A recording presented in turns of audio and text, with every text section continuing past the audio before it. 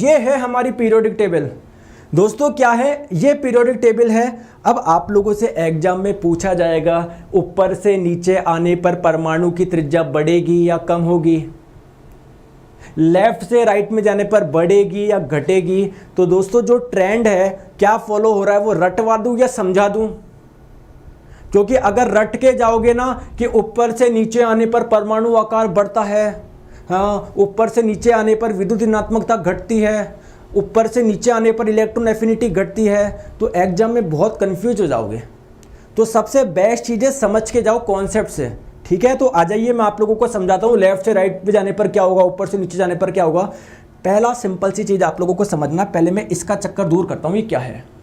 दोस्तों ध्यान रखेंगे, अगर आप लोगों से कोई पूछे कि मैं अगर आप लोगों को बताऊं आपको परमाणु क्रमांक कहाँ तक याद रखना है, दोस्तों केवल 30 तक, एटलीस्ट 30 तक तो याद रखो यार, है ना।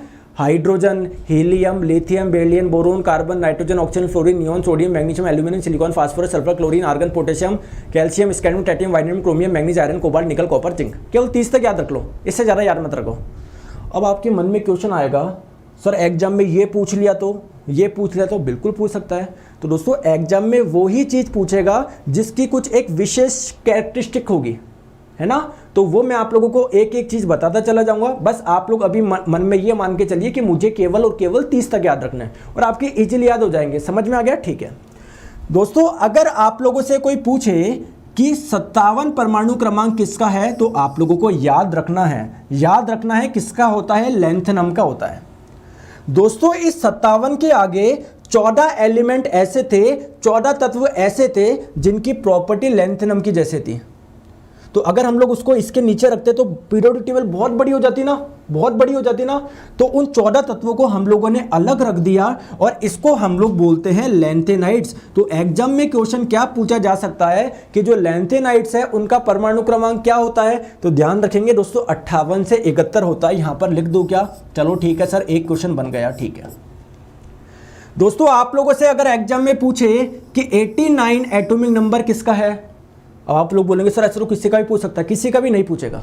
जो इंपॉर्टेंट है, ये इंपॉर्टेंट क्यों है? क्योंकि इसी के आगे से लेंथेनाइड से स्टार्ट हो रहा है, ठीक है। अगर आप लोगों से पूछे 89 किसका है, 89 होता है दोस्तों एक्टिनियम का।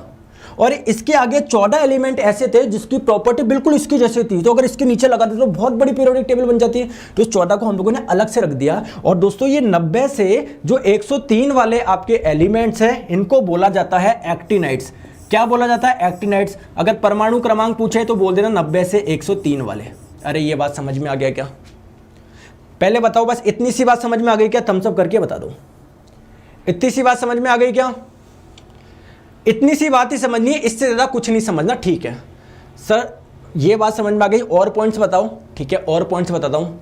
दोस्तों ये जो ग्रुप नंबर 1 है और जो ग्रुप नंबर 2 है, तो ये जो आप लोगों का ग्रुप नंबर 1 और ग्रुप नंबर 2 है, इसको हम लोग बोलते हैं एस ब्लॉक।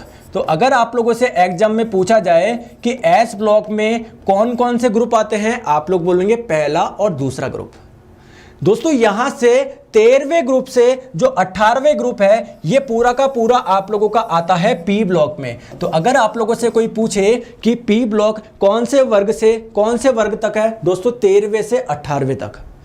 और इन दोनों के बीच में जो फंस गया वो है आपका डी ब्लॉक, यानी वर्ग 3 से वर्ग 12 के जो ये एलिमेंट्स है, ये आपका कहलाता है डी ब्लॉक, ठीक है। और दोस्तों अगर आप लोगों से पूछे जाए ये लेंथेनाइड्स और एक्टिनाइड्स ये कौन से ब्लॉक में आते हैं, तो आप ये ना सोचिएगा कि देखो डी ब्लॉक से निकालें तो ये डी ब्लॉक होगा, नहीं, इनको मिला के हम लोग बोलते हैं एफ ब्लॉक।